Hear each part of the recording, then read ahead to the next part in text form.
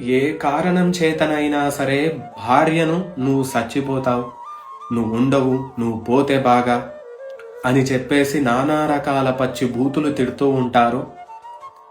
ఆ తిట్టిన వాళ్ళకి వాళ్ళ జీవితం మొత్తంలో ఒక్కొక్క సంవత్సరం ఆయువు తగ్గుతుంది.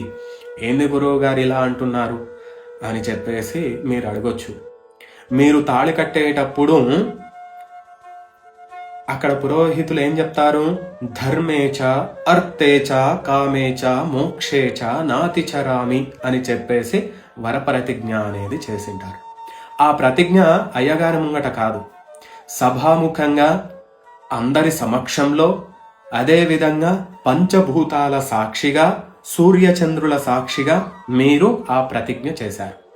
మరి ఆ ధర్మార్థ కామ మోక్షాలలో మీరు సమానంగా లేకపోయి మీరిద్దరూ 24 గంటలు గొడవ పడుకుంటూ ఆమెని తిట్టుకుంటూ ఉంటే ఆ పంచభూతాలు మరి కోప్పడి మిమ్మల్ని ఏం చేస్తుంది?